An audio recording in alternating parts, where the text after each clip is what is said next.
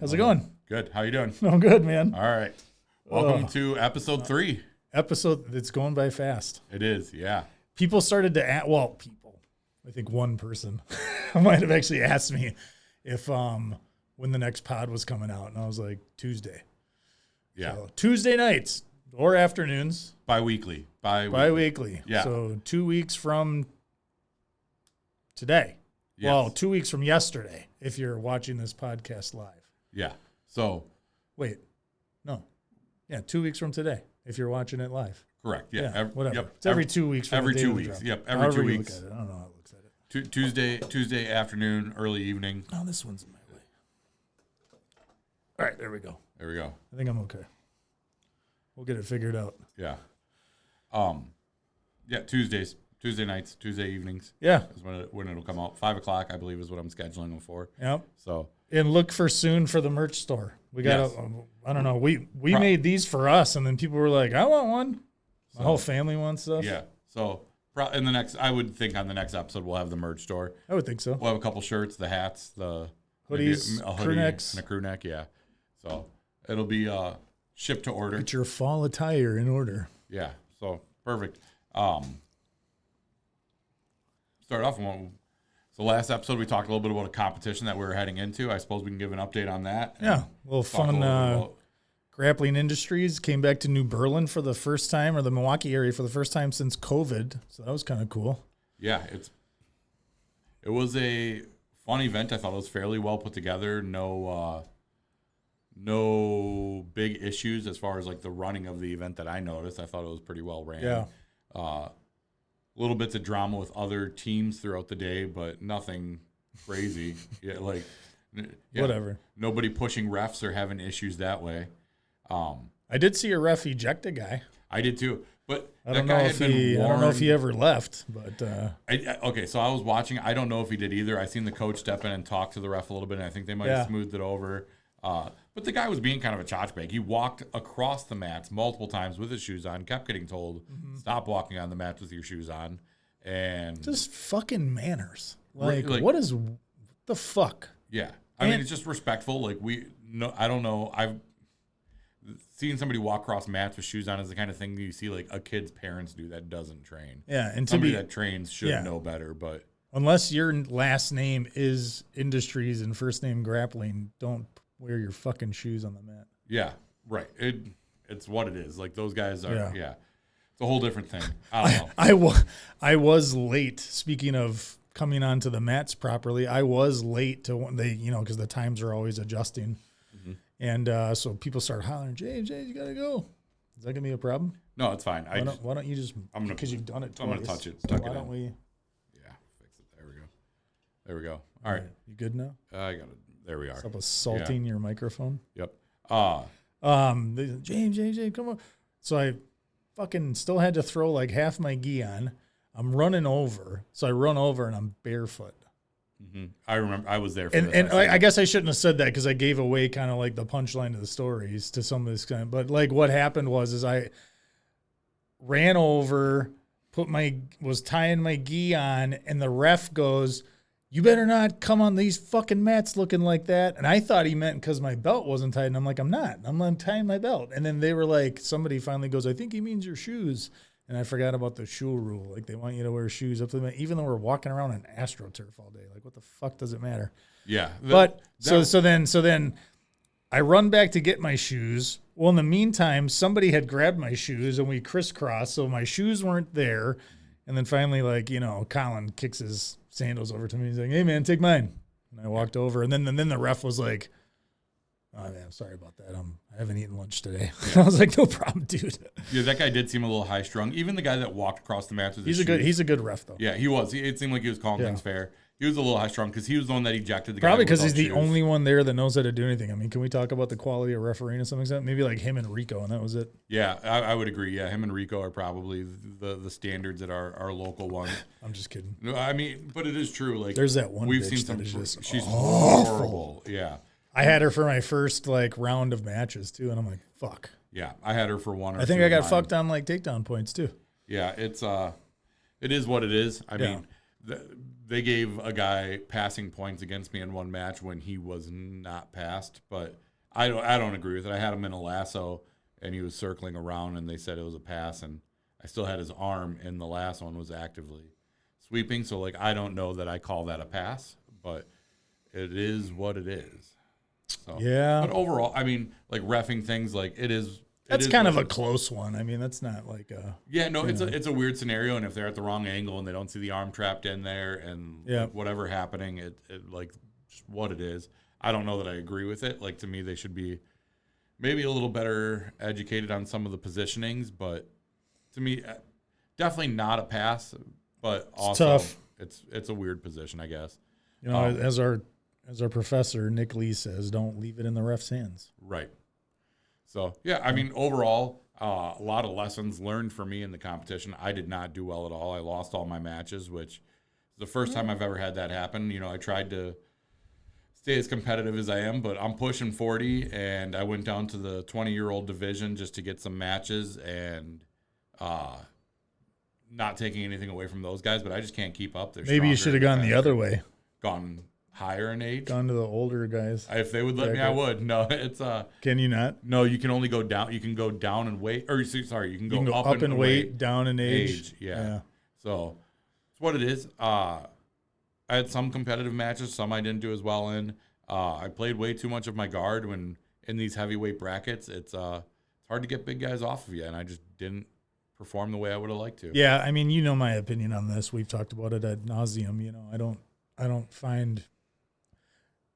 I'm not a guard puller. I never will be. I think that's predominantly a stylistic thing, but I think it's also like a body type and size thing. I don't think that big guys move that well to where pulling guard gives you an advantage. If anything, it gives you a disadvantage because you're pulling 200 pounds on top of you. Yeah. You know, we're not these 145-pound wiry kids, you know, that are bendy and, you know, getting up underneath, and they're guard specialists and stuff like that. Move your mic up a little bit. Move this up a little bit in front of your face. Trust me. It's cutting out a little bit when you're talking. I can hear it. It's got to go higher. Better? No, it's when you move your face up here, you don't hear it. So you got to be right in front of it. So move it up a little bit. Oh, the whole thing? Yeah, just like angle this a little higher. No, why don't I just bring the whole thing up? Well, however you want to do it. Yeah, it just has to go up a little bit. Okay. How's yours all the way down and you're getting into it? Because I have this at a higher angle, I think. Oh, okay.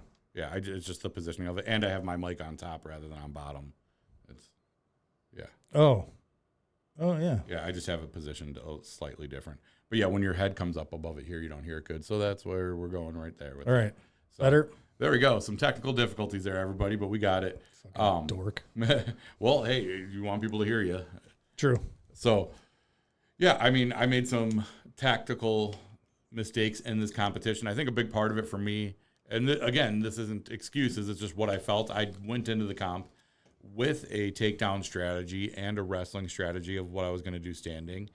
And as soon as we engaged, I felt the speed and the strength difference of these guys and realized I'm not going to keep up standing. So I decided don't let them take you down, pull guard.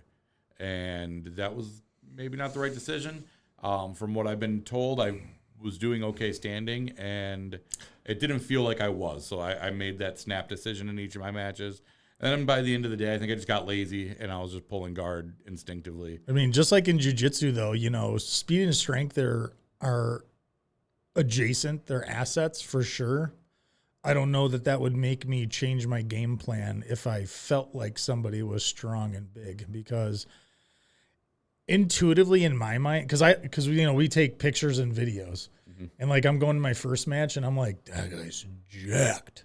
And then when they took a picture next to me, I'm like, I'm actually a little bit bigger than that guy. Yeah. I'm like, so I always think that I'm like smaller, slower, shorter than like I actually am. And then when I go back and I watch film or look at photos, it's like, oh, okay. Like, no, like I had a bad perception of like myself. So I think good technique, good stand-up technique will outbeat, you know, because I take down the 20-year-old kids in our gym. Yeah. You know, you know, so I think working on that technique, right? We found something that we can work on for sure. Yeah, I definitely got a slew of things to work on. I did have that one guy in my division that was ginormous. Dude, that guy was, I thought for sure I was going to have him. Just because, you know, you look around, there's not too many guys that are like 250, right? Yeah. So I was telling Keith, I was like, I'm pretty sure I'm going to have to go against that guy. And then for about like 3 hours during the day, I'm like sweating this dude. And then all of a sudden I see him put his gi on because he was in no gi. Yeah. And he wrapped a blue belt around and I was like, whew. Yeah. Safe. Yeah. And he was in my division. He was shorter than us. I mean, he's big though, but dude. He was maybe like 5'10". How 5'11". solid did he feel? I couldn't move him at all. He was I don't think I'm exaggerating. He had to be at least 350. Here's the thing though, like he was big. I watched that match. But not big, like not just heavy gut. He was for sure some sort of bodybuilder. He was jacked. He was jacked. He was just this guy was built like the Incredible Hulk. Like it was big. That's what I was calling him. Yeah.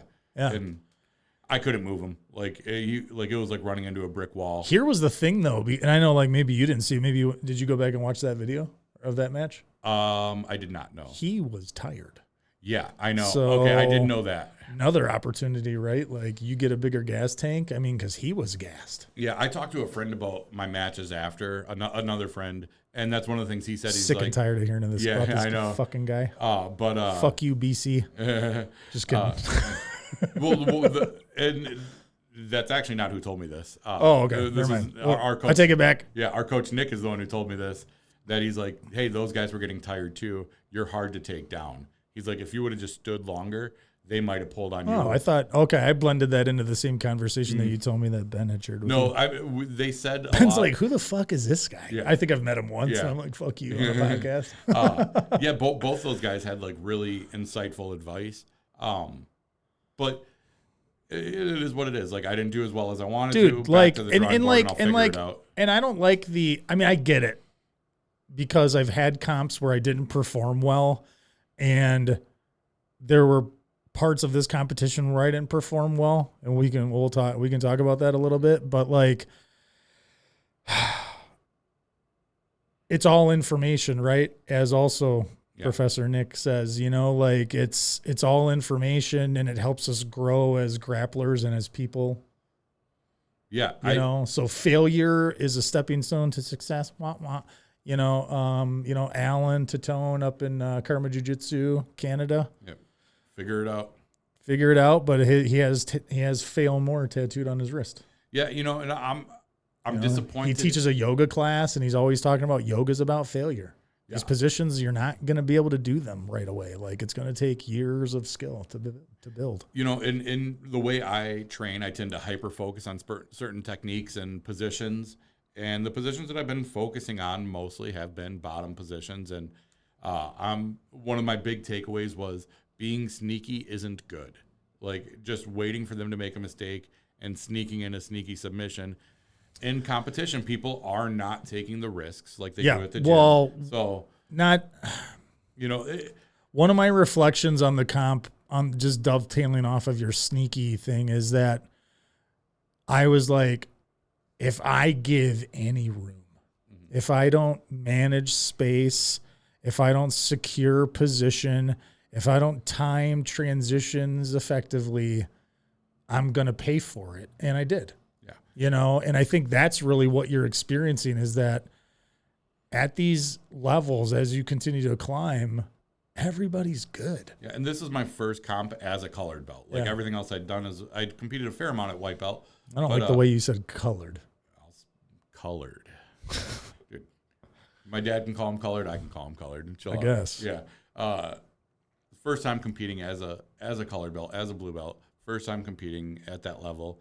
And I felt the skill I don't like difference. that the blue belts are trying to jump into the upper belt ring. I didn't say and call them. No. What I'm saying is you're trying to collapse the division. Okay, it is lower belts and upper belts. Stop calling yourselves colored belts and trying to get up here with us. I'm sick of that shit. Okay, all right. Yeah, you're just a fucking white belt that took a test. Shut the fuck up. Yeah, well, the skill difference from going from white to blue was very noticeable. 100%. Yeah, like there is a jump.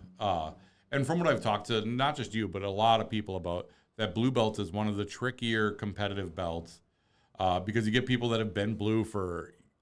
You could have a 2-year blue belt, 6-year blue belt, dude. Like it's all over the place. I've had my blue for about a year now, and there's things that I did well in the comp that I know I did okay at. There's things that I was trying that I don't hate that I did.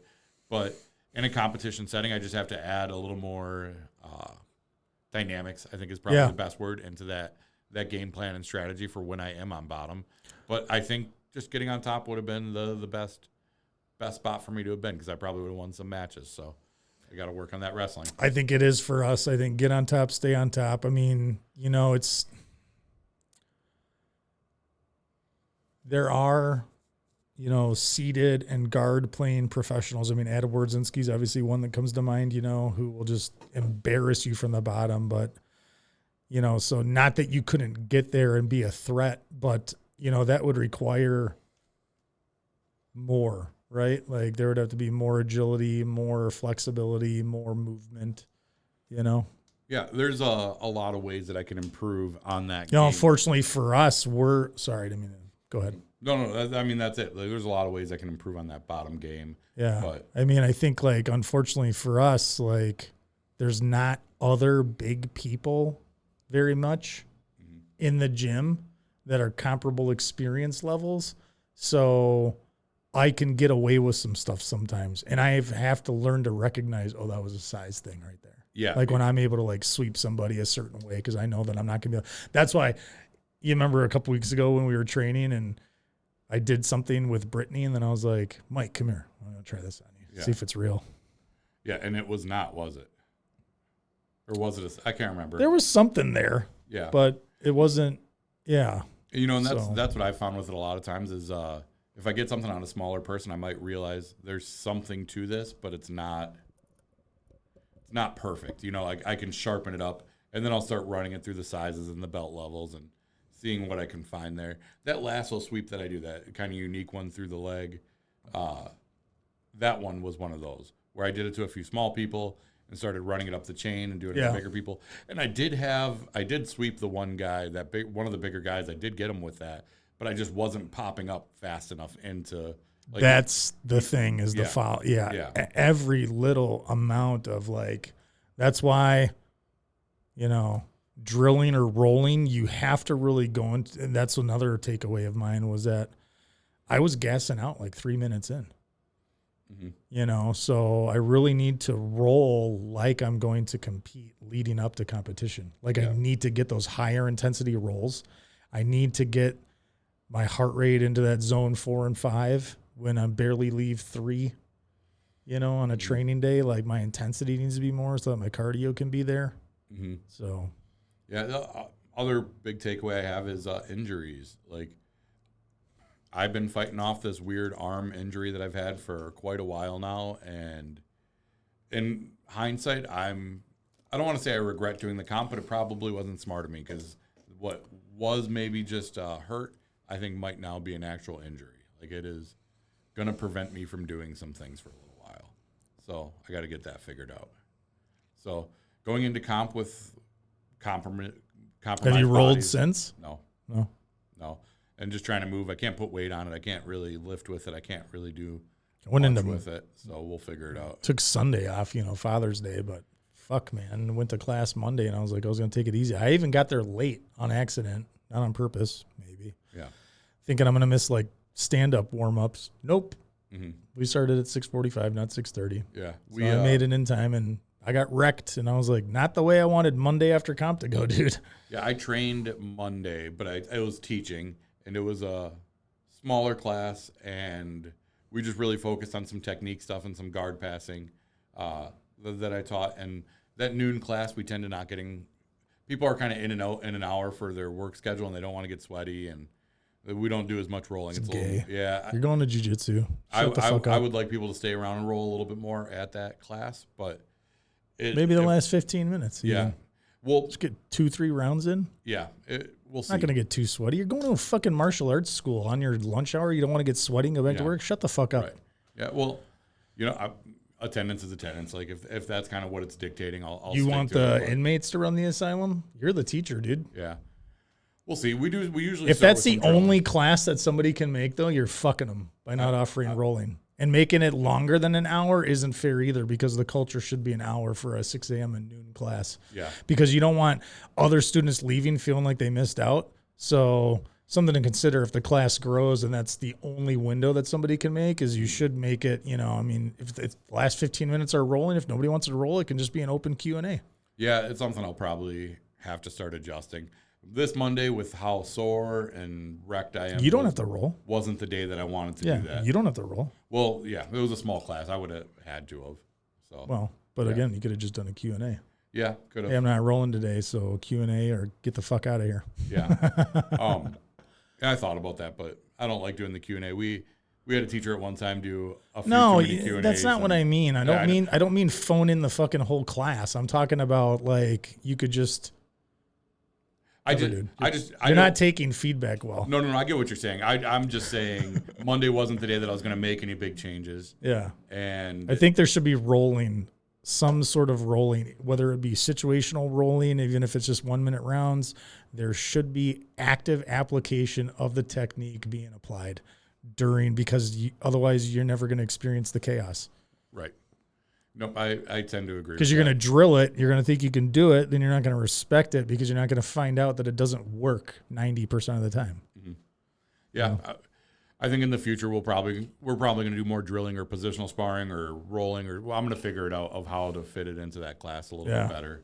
But also just last 15. Yeah. What's wrong? Just start there. Yeah, the last 10, last 15, just even 10. It just shaves it away every time, dude. Yeah, you will never 10, just take one of my suggestions on face value and go with it. You're always got to be like, no, do 13 minutes. Because I have to remind you, your way is not the only way. It's not. Yeah. But you could just 10, 15 you could like take a suggestion. Yeah, maybe. Yeah. I was like, let's do this merch shop. And you're like, I don't want to do it. So we're doing it my way. I already set it up. We set it up for your business, not for the pod. What are you talking about? We're doing it anyways. I don't even know what you're talking about. I wanted to do Michael's shirts. You push back on me on that. On whose shirts? I wanted to do Michael's shirts for ours. Oh, for ours? Yeah. Well, that style. Yeah. We can. Oh, now we can? That we're in front of the global community, fucking cocksucker? All right. Yeah, no. I've said all along we can do whatever shirts we want to do. I'm just kidding. No, it's fine. I'm just giving you shit, dude. We had something already set up, so it was easier to do. Yeah. Yeah. It's just smart. It's fine. I'm just messing around, man. I don't want to take the time to do anything. Yeah. I was just saying. I barely repost a link to my social media. Yeah. I was like, we just talked about the shirts. Yeah. Everybody's like, these are really nice. I like them. And they're nice. No, I like them. Yeah. No. So yeah, we should have the merch shop up and going. My kid was jacked about the hats. Apparently the hat, like whatever turn brand around. it is. Yeah. Is it on the back? Is it like Richardson's? Something. I don't know. It is. Yeah, it's like Richardson's. Apparently those are the hot trucker hats. I don't know. Yeah, I don't know. According to my son. It's a nice hat. It's probably going to be somewhere around like $40 in the store. Shout out. Yeah. Richardson's. Yeah. Dixon's. Yeah, I'm using Printify for everything. It's just easy. It can ship to order. It's pretty pain-free setting it up and doing everything. Yeah. So we're going that route. Cool. Keeping it affordable. The hats will be the most expensive thing probably. The rest of the merch should be. I don't know. Hoodies might be. Hoodies might get a good. I did hoodies on there. Yeah, it's like $50-ish is what I would guess for the hoodies. Yeah, the hats are only gonna be like 40. But I think $50 is kind of going. $50-$60 is kind of going rate for a hoodie typically. Yeah, for like non-math. Well, I think so. I think a $40 hat's a little on the high end, but I don't. Shit, I just bought a Under Armour hoodie for my kids' cross country team, and it was like $65. Yeah, I think that's kind of the going rate for hoodies is like that $50 to $70 probably. I think so. The going rate where hats $40 I think is probably on the higher end, but I could be off. I don't know. I don't really buy a lot of hats. Most of them that I get are swag or free merch from someplace. Yeah, I paid $25 for this one, but I had to pay in cash, and it was in Utah. Yeah, I'd have to look. I just don't. It's a very nice hat. Yeah, similar to the one that I'm wearing, and it's what our merch shop will have. Yes, sir. Yeah. Do we want to get into the story? I guess we could. Yeah. I was just want to think if I had any like final. Oh, I did want to say that it was a very special day. The competition, I think, from the school, we had our largest team ever. Yes. Represent. I had the most. My entire family was there. I mean, not like my immediate family. My mom, my dad, my wife, my 3 kids. So that was really real special to experience that, It was awesome. Yeah, I think it was. I had the most matches ever too, so it was like a most. Yeah, like a lot. I had 9 matches. Yeah, this is the most matches I've ever had also at a comp. It was a good day. Like the turnout we had, the camaraderie was good. Yep. I think we had lots of good takeaways. It was our gym's first competition since we've had some like rebranding stuff go on. Yeah, took third. Took third in our first team show up, which I thought was really awesome. And we weren't Shout far. out Aura Jiu-Jitsu. Yeah, I think we were like Pleasant, Wisconsin. 50 points from second. I think we were like 40, it was pretty 50. close. It wasn't like we were very far close. Away. Whoever took first, I don't remember who was it. Open guard. Open guard took first. Congratulations, Posey, you bastard! You guys did it. They, I think they won first, but like they were a couple 100 points ahead. Yeah. Where like it wasn't close enough that like any one of our performances doing better could have put us into a second place, but no one of us could have got us to first. Yeah, if one of us would have won like another division. Like, so I took bronze in 2 of my divisions. Had you flipped one of those to gold, that could have got us closer, and then somebody just do that twice. But that's what I'm saying. Is like no one person could have flipped this. If I would have quad golded, I would I have. think they were far enough ahead that I don't think any one person could have pulled us to first.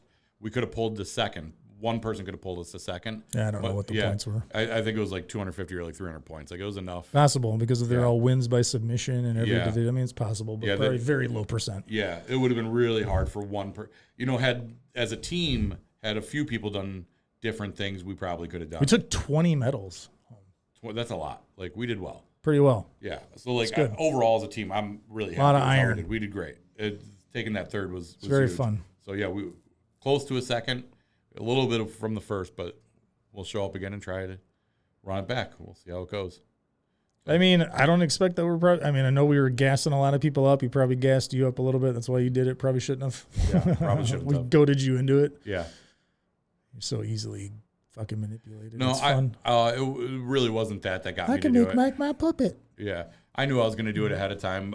Yeah, you wanted to do it with your daughter. Yeah, yep. We knew this was the one that we were doing, so it had been on the radar for quite a while, so it just made sense that we were doing it. It's fun, too. Like, that was like, so I grew up in New Berlin. And in the morning, I left too early, and I drove around the city to kill time because I didn't want to get there to the parking lot. Mm-hmm. And I was like, this is my fucking town. Yeah, it was. I'm going to go in there and represent. It was nice having something that close to home. Yeah, it's a nice not having to drive to Wisconsin Dells. Getting the kids all ready in the morning, we thought we were running behind, and we got there 5 minutes earlier than what we planned on. Yeah, so like we thought we were running behind, and we ended up being early. So that was pretty awesome. Just having something close to home was really nice. And then just the team atmosphere was great. Having somebody braid my daughter's hair and like do all those kind of things. Like it was fun. Like we all had a good hang and basically sitting around in lawn chairs and blankets all day. Yeah. I don't know. If you're not by the mats. I didn't feel like I sat there at all. I felt like I was watching all the matches or in a match myself. You know, that was the part of competition, especially if you have a heavy comp load. And I talked about this at length with Nick, reflected about it a little bit in my reflections to the group. You know, it's difficult because I felt like while the brunt of my matches was going on, I was kind of selfish because I would, in between divisions, go. Also, I had my family there, to be fair. Yeah. So I would go and I would like lay down by them, kind of recover for about 20, 25 minutes, just in kind of like, I don't know if you've ever like laid like just on your bed, like in yoga.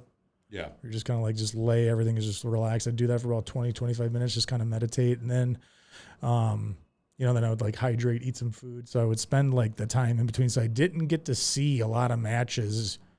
I probably saw maybe one of yours. Well, I know there's a couple of mine that you came over to because you had a break and I was like, hey, I might need a coach. Just come watch and see. Right. But, so I felt selfish and, you know, Nick was like, well, look, man, it's just like, you know, it's something you got to balance. You know, you are there competing. Nobody expects you to watch every single one of their matches. And I was like, yeah, I just felt like I was so well watched. And he's like, yeah, but not by like other people competing necessarily at the same time you were. And I was like, that's true. Yeah. There were a lot of people there just supporting, which is also fucking super cool. Yeah. So grateful for that. Yeah, it was great the way that went. Honestly, you hear that or is that the train? Oh, that's a train. Is that it's the train outside. Yeah, I hear it. Okay. I thought it was in my headphones. Nope. Turn it up in my headphones. I think one of my favorite parts of the day was my son Henry cheering for you during Dude, that was awesome. It was awesome. It was. You sent me that video that he shot. That's so hilarious. Yeah, I sent it. I sent it to you, right? Yeah. He's hilarious. He was funny. You know what? Right here, we're gonna clip in that video of him cheering for you. I think it's pretty awesome. So maybe just audio of it. We'll see. But I'll clip some of that in here. Oh, sweet. Yeah, we can clip it in. That's not hard to do. Yeah, do that. Yeah, it'll be fun. Cool. So we'll get that done. All right. Jez, you got this. Sweep him. Takes back.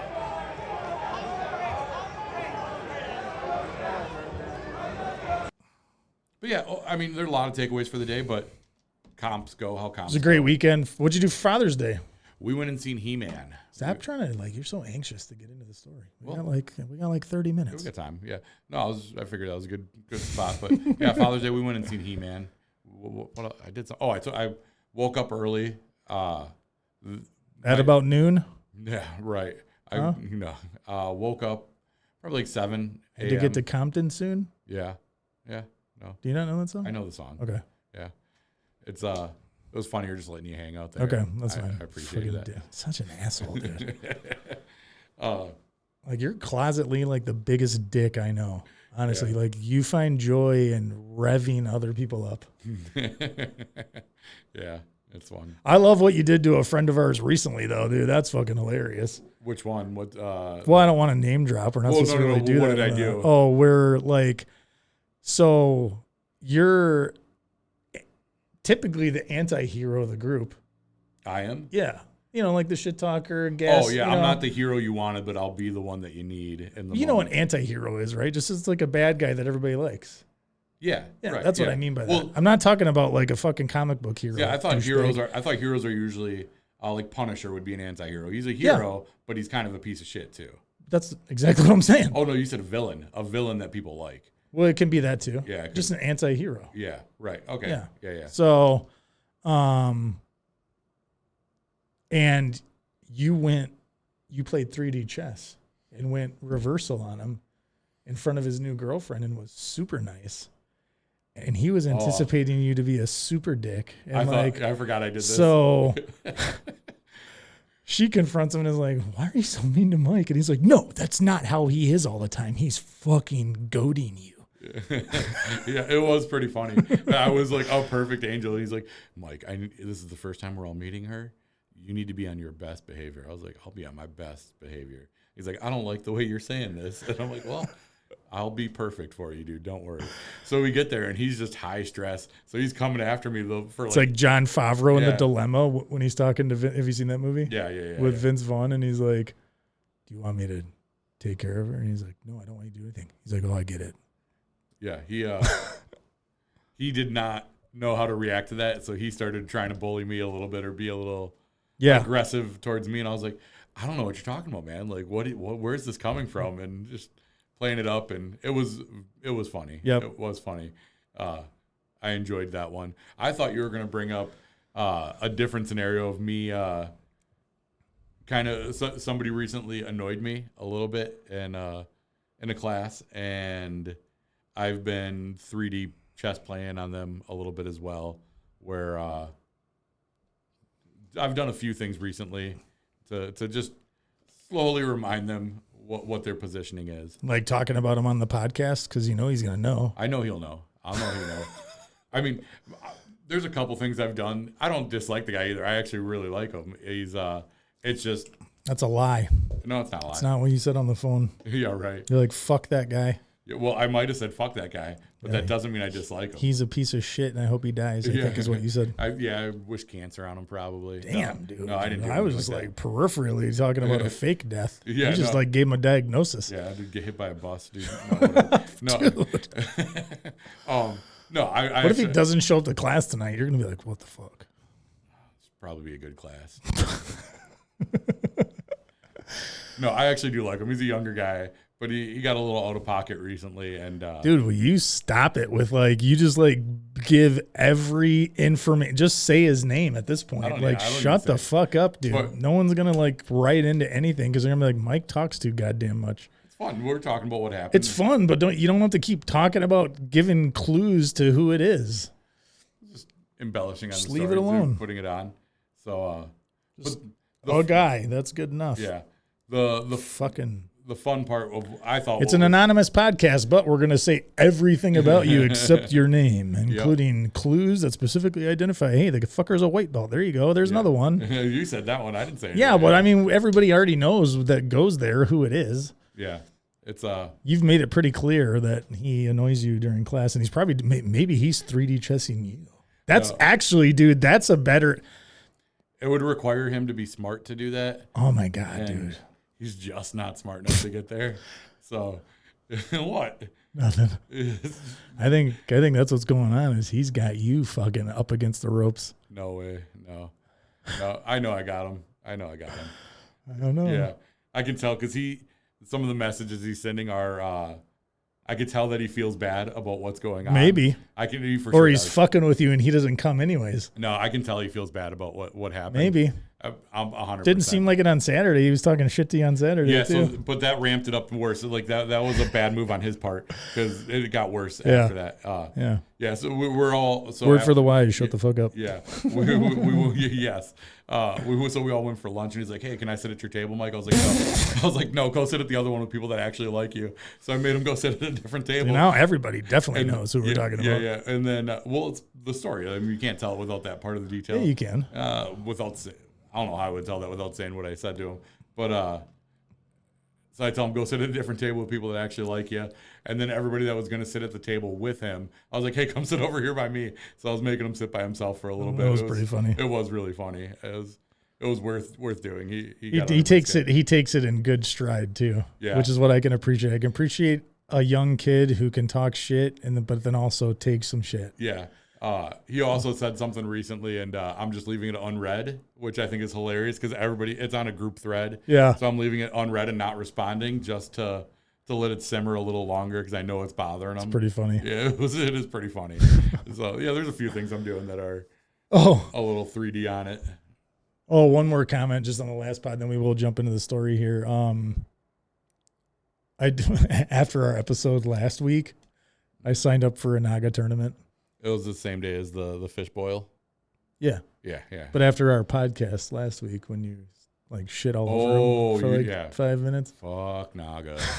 Dude, yeah. Naga, I'll be there. Yeah, I know. If you have somebody for me, right now there's nobody there. The no-gi absolute is taking all the attention because of the cash prizes. If they get enough people in there, it's $1,000. Oh, really? I thought it was just 500. It's tiered based on the number of people that enter. Okay. If they get 12 or more, it's like $1,000. That's interesting. I might have that number wrong. I'd have to look, but I know that it's staggered or it's a first place only prize, or does second or third get anything? That's a good question. Yeah, I don't know.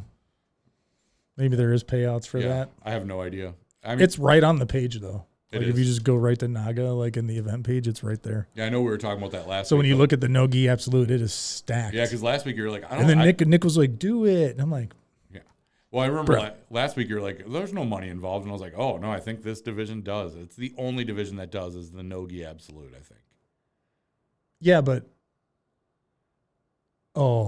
because of what we were talking about. Yeah. Okay, that's right. Because the context was there was a situation where a ref where a coach of a guy pushed a ref over something fucking stupid, and I was like, why is it even that serious? And I was like, it's not like there's money, and well, there actually is, but still.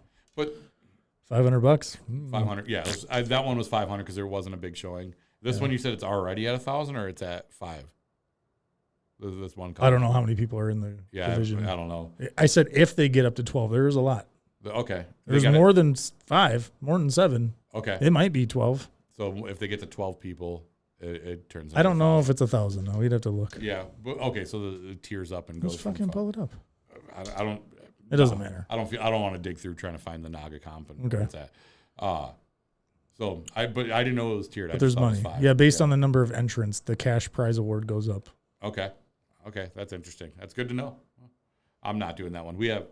I will never do that. Yeah, I would have considered doing Naga. You think I should go in there and go against Nick? Katie's like, do you think you would get murdered? And I was like, yes. Yeah. 100%. I was like, and I don't want my opinion to change of him. Yeah. I like him right now. Right. Well, and the thing is yeah, I would consider doing that comp in just like a regular division. But I'm not doing. I am doing gi absolute because that's just belt. Yeah. And it's 18 and up any weight, so I might get that autistic kid again. If it was anything other than Naga, I would consider it. And then And the day of it, we have stuff going on already. And then no gi. Well, are you fucking retarded? What? You're just like, I need to like nurse this injury, and you're like, well, I would do it, but I'm planning my fishbowl. No, you're not gonna. You wouldn't fucking do it anyways. Probably in 3 not, weeks. Yeah. Oh yeah. There's no way I'd heal. It's It doesn't seem. You know, when I say July 11th, it seems far. It seems further away. It's June 24th. I know. It just seems like I have like a month and a half, but it's 3 weeks. Yeah. That's not enough time at all. Yep. Yeah. Nope. It just seems so much further away than it actually is. No, it's 3 weeks. Yeah. Well, it's time. The summer's already flying by. I know. What'd you do for Father's Day? So we keep talking about going into the story, and then woke up early. We're not going to read your story. We woke up early. I woke up early. Everybody else is still sleeping because they were tired from the comp day. My daughter competed. My son was there all day. My wife was there. Like, everybody was just tired. What were her takeaways? Evelyn's. Yeah.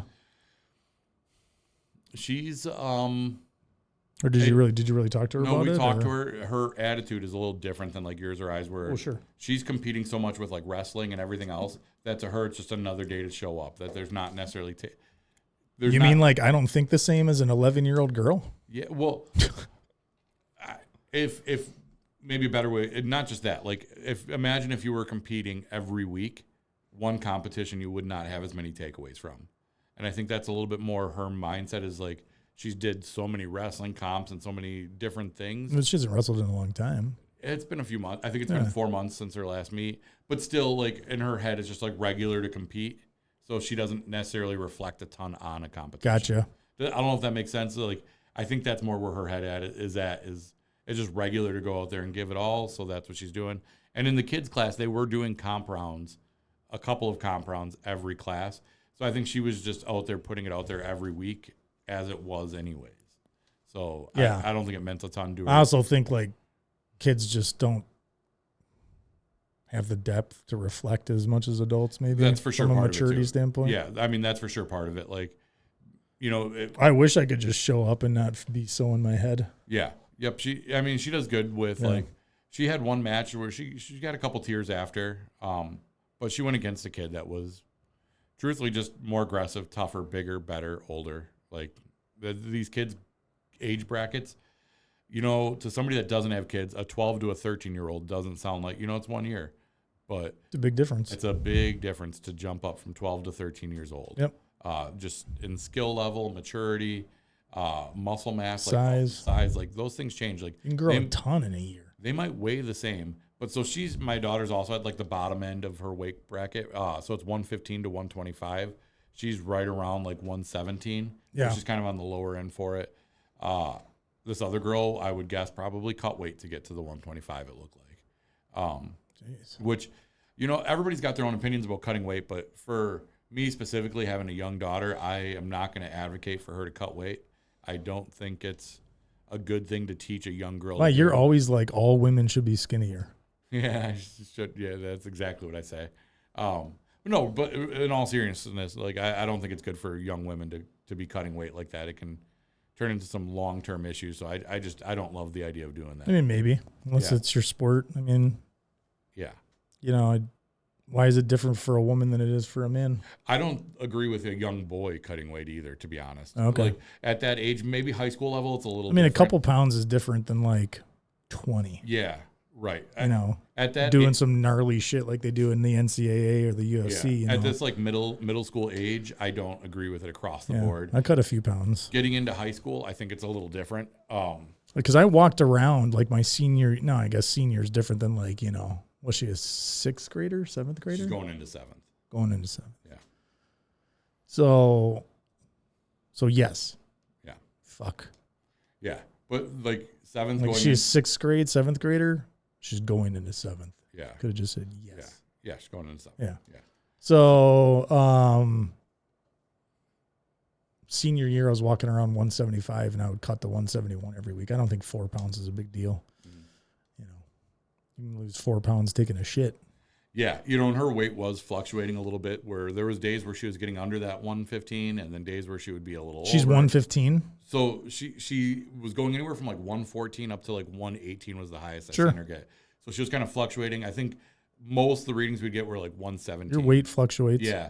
So it was just like time of day, what kind of workout she had done, Kind what of she's eating. Yeah, all those salt things. intake, how much water. All of that's playing into it. So we seen she was over 115 more often than not, and they don't have any weight allowance. They used to have a 2-pound weight allowance, and they do not anymore. But even if they did, like she's over the bracketed weight for the 115 division. She's just going 115 to 125. Like we're not gonna play around with the cutting weight, or I'm not putting her through that. It's a hobby for her. She enjoys doing it. I'm not gonna make it not fun for her. Oh, more reasons why. Yeah. I'm not. You haven't convinced me. Yeah. I think you can cut 2 pounds, Evelyn. Yeah. No way. Nope. Stop being a bitch. If she said she wanted to drop a weight bracket, here's the other part too. Just call your daughter a bitch on the podcast. No, you did. Yeah. I know. I said, did I? Yeah. The other part she knows what's up. She also knows that. She probably just called me a fag. I guarantee she would. She knows that there's so few girl competitors are at her belt level that they will collapse weight divisions. And we were watching it and just peeking at like what other competitors there were, and there was nobody else at the other divisions. Yeah, I think she's just any kid, especially and Evelyn, to her credit, going out there and competing in and of itself is great. Mm-hmm. Yeah, so she's getting out there, she's trying, she's doing what she's got to do.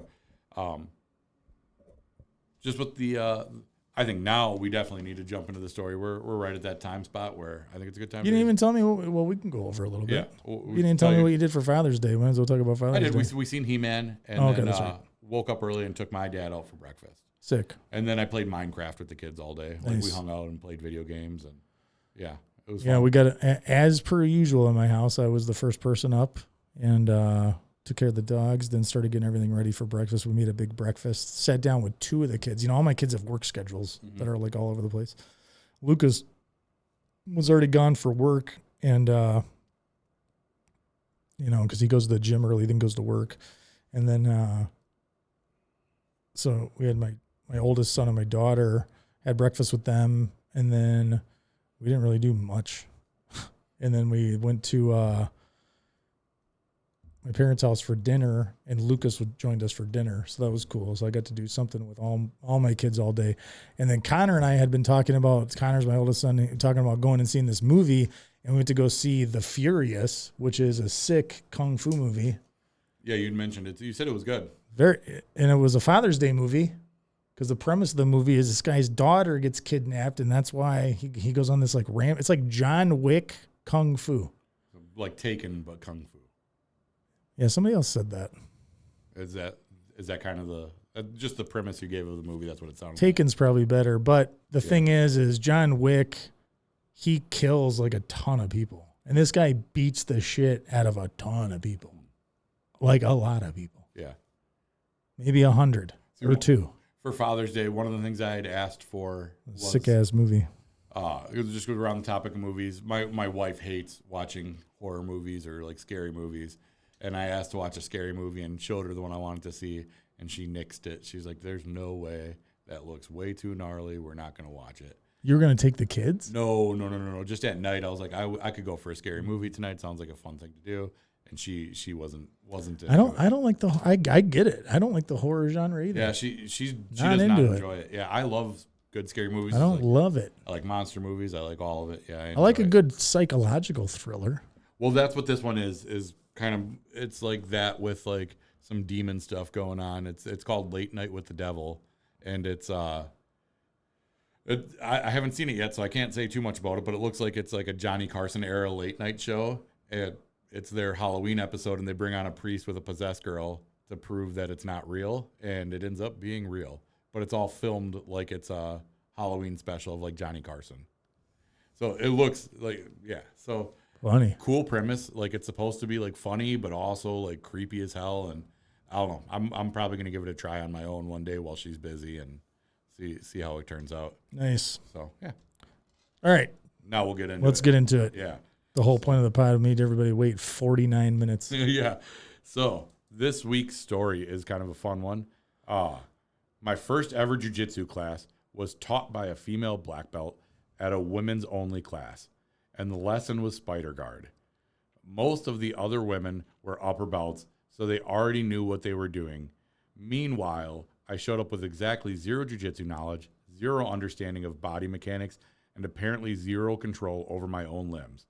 Everyone else was smoothly flowing through the grips, angles, and transitions, while I looked like a baby deer getting tangled in a fishnet, and I cried after the class in the parking lot. Dude, what's with these fucking women crying all the time? I cried.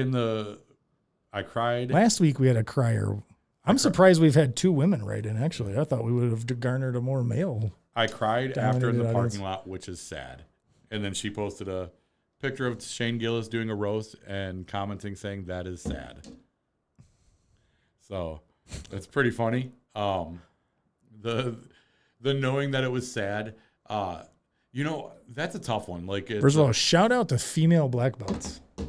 Pretty cool that she was able to go to like a women's only seminar. Well, it's just awesome that that the gatekeeping culture of the male dominated sport is easing to some extent, right? I still know it's definitely a male dominated sport. I know that there's issues that women deal with misogyny within jiu-jitsu. I get it, but at the gyms that I train at, I feel like it's a very open, and welcoming, and we're all very, men roll with women often. I think the women at our gym actually tend to be some of our biggest advocates to get new people to train. They seem to be the ones out there like preaching more than a lot of the guys, or maybe that they just because they're the nature of them being female that they tend to. I've never actually referred somebody. Not that I don't talk about it a lot, but yeah, I do too. Nobody's ever come and trained because they know me. My cousin a couple weeks ago, I got my cousin to go to a gym when we were visiting out of town. Did he sign up? No, he didn't. He just did the class. Oh, well, that's not. I mean, you know what I mean. But I was able to get a friend to come to with like. I've done that. I've never. That's the only friend. I got my daughter's boyfriend to do it, so I could beat the shit out of him for a little while. I thought he was already training before they met. No, his friend did. That's what it was. Okay. His friend.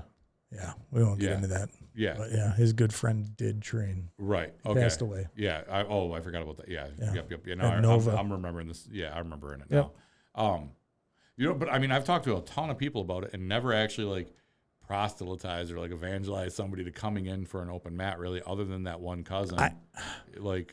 I don't like to bring it up because I don't want,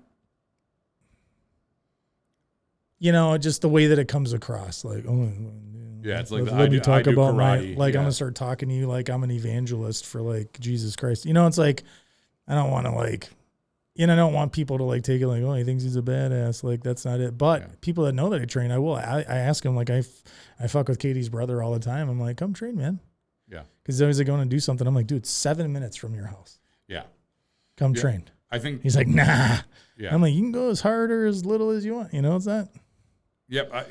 People that know that I do it, I try to get to come in all the time. It's I don't bring it up as often in public, just like randomly. Like I'm not gonna bring it up to clients or something. I don't even post on my Facebook or stuff about jiu-jitsu. The only thing, well, I guess I kind of adjacently, because I do post like the business grapplers and our podcast stuff, but I don't like talk about like, like I didn't post anything about my comp. I keep it very in the gym. Yeah. I'm also just not on social media a lot anymore anyways, which I'm really enjoying. Yeah, it tends to be most of my social media as a whole is really related to the kids and share. Like I treat social media. Gross. No. You fucking sick bastard. To me, I treat social media as a way to keep in contact. Did you just say family. your social media is used primarily for the kids? Yeah. Yeah. Keeping family in touch with each other. Posting. What are you doing with kids on social media? My kids? Yeah. Yeah, nothing. You might want to clarify that. Creepy, yeah. Fucking pedo. Whatever, dude. Don't make me talk about pedos on here. I'll turn up and say something crazy. Chill out. Yeah. Reel it in. Yeah. I use social media as a way to really communicate with like family that's not in the area. Yeah, I primarily like the groups. I post for business grapplers, for the pod now, for the business. Yeah, and like we're all very family oriented. So coming soon, social media for Rear Naked Campfire too. We're going to be out there on Facebook, Instagram at least to start. Going back to the story part on this, it's sorry, dude. Thank you. Yeah. Holy shit! How did we go down that rabbit trail? We are horrible at that. Bring the phone over here. It'll keep me a reminder. It's with this story, that's got to be tough. Like going into. You never know where you're going to start. So she happened to show up on a day that was an advanced guard for those, Spider Guard's pretty advanced. It's not beginner stuff. Yeah. And It's your first day. New to you. Like, she's coming in, I'm guessing. She says it's a women's only class, so she probably had some friends or something that are in the class that have talked her into getting there. And she shows up, and it's some high-intensity female black belt. Well, it doesn't say that, but just says that it's a female black belt, and they're doing an advanced class and lesson. And she was just overwhelmed. I can remember being so similar-ish story. It wasn't first day, but it was about 3 months into me training, and we would do a 12-hour roll-a-thon to raise money for a charity. And there's a female black belt that taught tarantula guard. And I remember being like 3 months in, I was like, what in the hell is this? And what's the difference between tarantula and spider? So, okay, I'm probably wrong about this still to this day, but because I've only ever learned it the once. But I think the difference would Sounds made up. Spider is you got both feet in the arms. Tarantula, you have 1 foot in the arm, and the other foot is working almost as like a De La Hiva around the leg. So you're like spider one side, De La Hiva on the other, but holding the sleeves on both sides. I think. I could be wrong. All right. But we're going to go with it. But they called it tarantula guard, and this lady had won some high-level competitions with that specific guard. And cool. She was pretty tough, and she showed it. But I remember partnering with somebody that was a little more advanced, and he's like, "Oh, you've never learned spider guard before?" And I'm like, "No." I was like, "I'm like 3 months in, dude. Like, I don't know any of this. Like, I'm just trying to figure out what I'm doing here." And it was a tough class. So I can relate about the being overwhelmed by advanced techniques early on can be tough. 100%. Yeah, we all get Jiu-jitsu is overwhelming to begin with. I mean, I don't, and well, my guess here is that the way that, nice. No, I got it. I don't care. It's fine. Put anything. My guess here is by the fact that she's writing my first ever jiu-jitsu class. This is somebody looking back. They could have taught anything, and she'd probably been overwhelmed. Yeah. You know what I'm saying? I mean, jiu-jitsu is overwhelming. So, I mean, it's not just spider guard, but spider guard is an advanced guard. But then I wasn't done. Oh, sorry. I was just moving it to keep it going. Oh, and the other thing that I thought was that, she goes, zero understanding of body mechanics, and apparently zero control over my own limbs. Well, to be fair, that's the whole point of spider guard. Yeah. You're not supposed to be in control anymore. You become a puppeteer. I want you to be a minaret. I already say that. Minaret? Marionette. Marionette, yeah. What is a minaret? Is that even a thing? No, I don't think so. Marionette. I always say it wrong. A minaret. That's what we should call female midgets. Minarets. Mini-rets. Right. Maybe not. I missed that one. Yeah. Ignore. That sucked. Yeah, mini-ret. That fell flat. Yeah. You can't say that word either. Midget? Yeah, it's like the little people N-word, dude. What's wrong with you? Little people N-word. Yeah. No, little people N-word would be the N-word for little people. No, people. It's like the little people version of the N-word is calling them a midget. It's a bigoted term. Say the N-word then.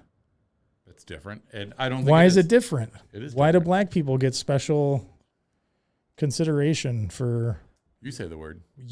I don't want to say it. I don't want to say the M word, and you made me say it a minute ago. The M word? The M word. What's the M word? Midget? Yeah. I don't think there's anything wrong with saying midget. I don't like it.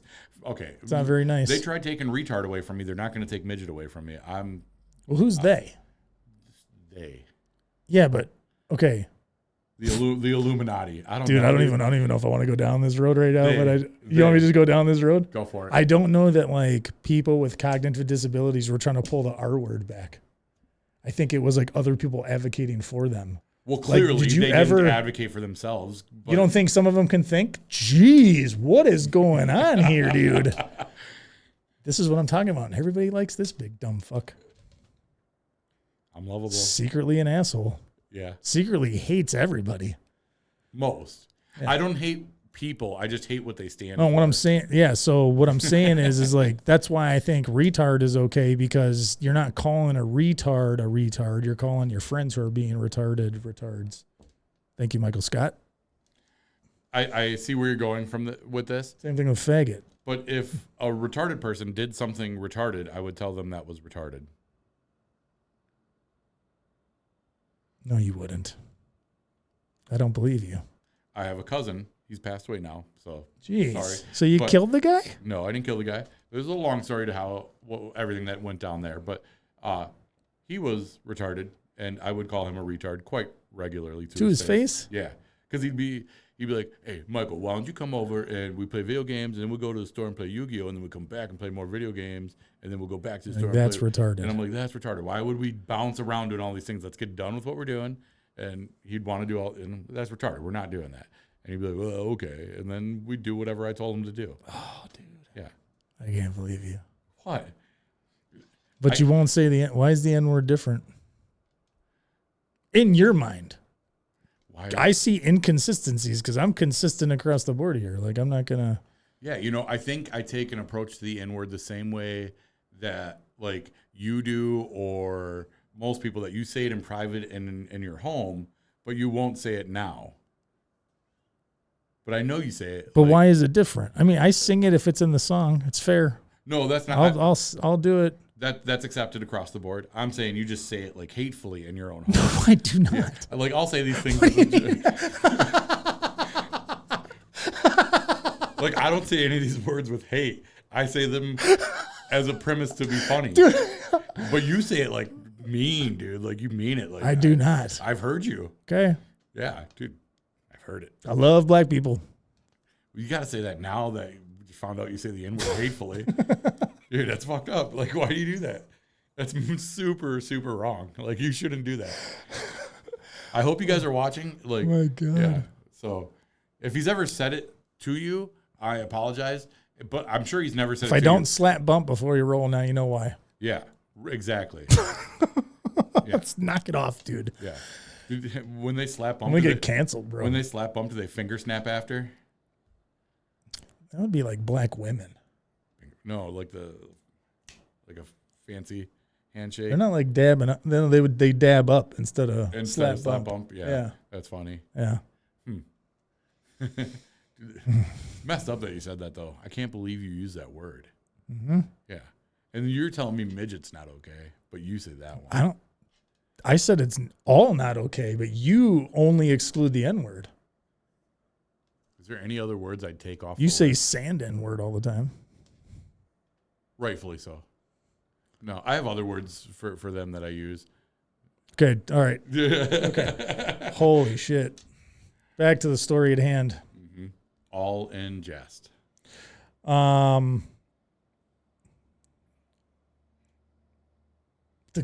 So advanced guard, spider guard, first class, women's only.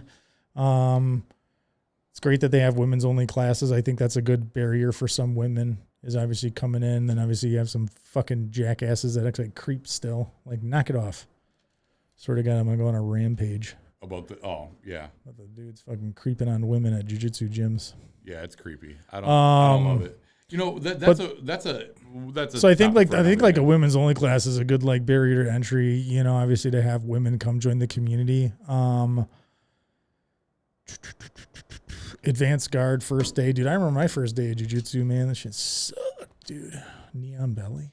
That was your first? Mm-hmm. My first day, nobody wanted to train with me, and I got partnered with big dumb gorilla in the corner. So I got partnered. Well, I got partnered with a good friend of ours. That's a black belt. That's a bigger guy as well.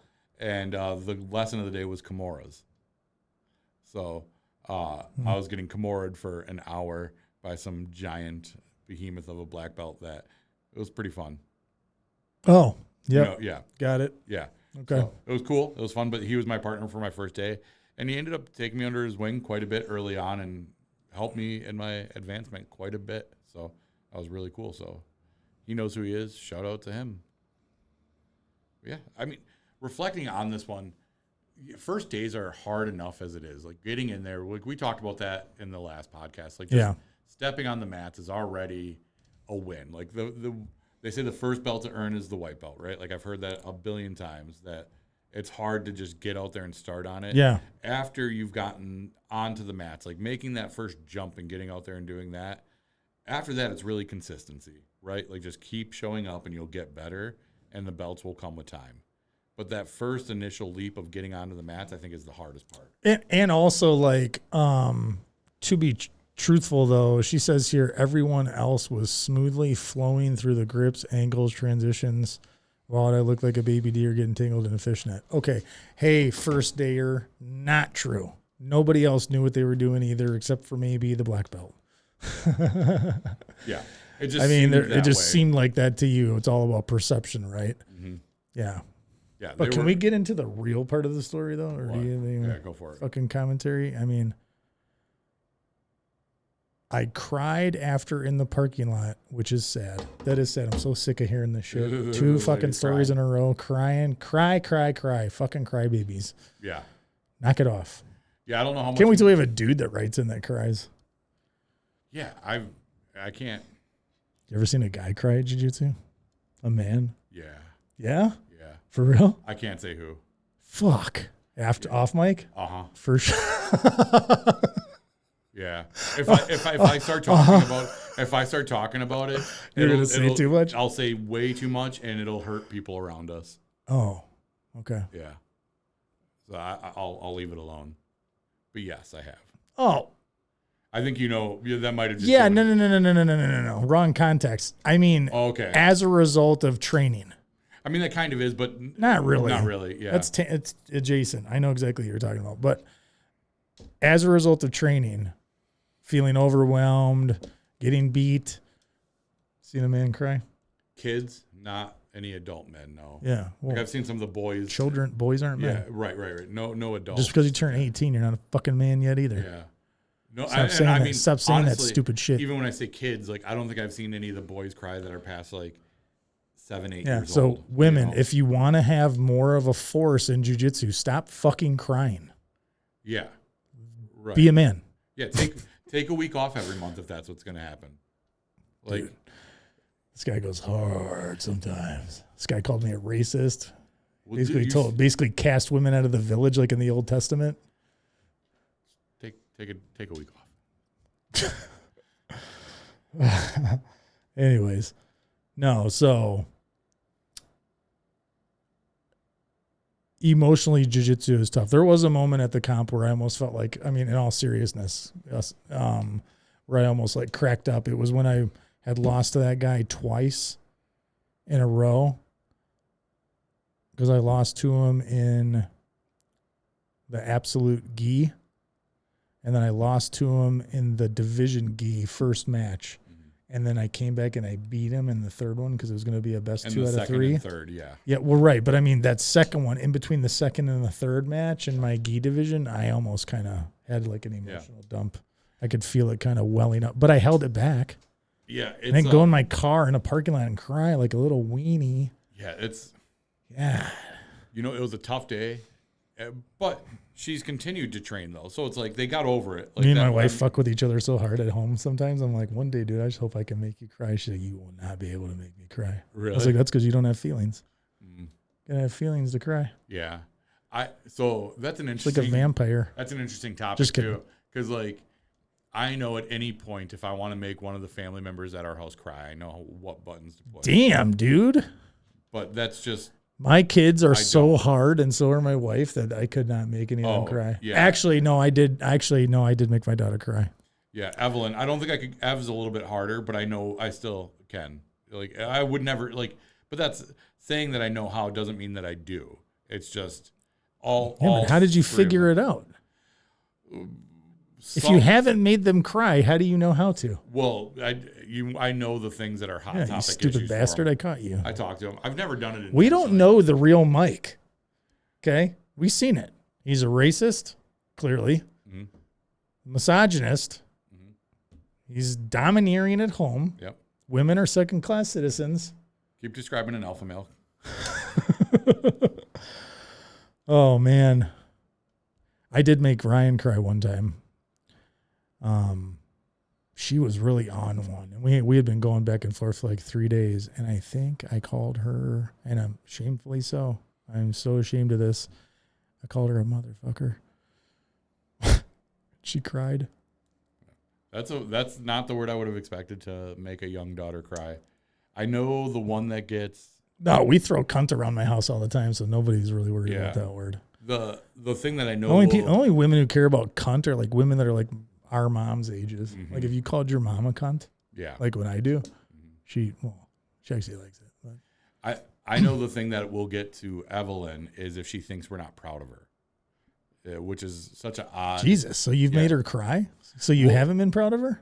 Well, no, never that I've never actually not been proud of her. But if she even perceives that, tears. Like, she's always been the kid where, like, if she did something wrong, like, I can remember her being like, yeah, but like sometimes we're not proud of our kids. Yeah, like there's things they can do, but she takes it to. She's kind of an interesting case in this where I can remember her at like 3 years old. She did something that we weren't happy with. I don't remember what even, but she was being punished for it. And we said, "What do you think your punishment should be?" And she went upstairs, got her tablet, like all of her like things she cared about. And she's like, "These are yours. I don't deserve them." And like we were thinking, a minute in the corner was like the right level of punishment. And she was like, "No, I don't deserve any of this." And that's always kind of been like. So then what was the punishment? I honestly think it might have just been like a little. Or were you like, oh, you realized how bad you were by trying to. Yeah, I think it was more just the realization of like, you understand what this was. So now we're not going to punish you because you understand? Yeah, she fucking got you, dude. No, I think what we actually did she just owned you, man. I think. She went up. She's a master manipulator. I honestly think what we did that night is we kept the stuff that she brought down to us for the night and gave it back. You just said you did nothing. I don't. Now really you're backtracking remember. Because you realize that she got you. No, she hustled you, dude. She went upstairs and she's like, "I'm gonna come over the top." She fucking Sylvester Stallone'd you, dude. It'd be funnier had she done that. She did. Yeah. 3 years old, you got worked. Yeah. Nope. Ooh. Yeah. No, I remember. Did it. I remember. Just like Young Bucks working you. Yeah. No, she really does. Like anytime she thinks she's disappointed us or somebody close to her, it hits her. Like it's hard for her. Sure. Like even at comp, if she loses a match, she's more upset that she didn't deliver for our team than she is about like her own self-care on it. Ooh, wow, this one went long. Yeah. But I think we got. Yeah. So shout out to the noob. Well, I don't even know. Who knows how long they've been training? Yeah. But this could be a black belt now. We for sure. This could have been first time ever training. Yeah. I hope you've worked on your emotional control. Yeah. Yeah. Hopefully I haven't cried. At least she kept it out of the gym. The last one she cried right there. At least she went to her car. So yeah, it was a little bit better. Yeah, I suppose if you're going to cry, do it by yourself. Yeah, if you're going to cry, do it alone. Yeah. Don't fucking show people your feelings. Cool. All right. All right. I think we got a good episode. Yeah, man. Talk to you later. We don't slap. Just bump. Just bump. All right. Bye. Peace out. Adios.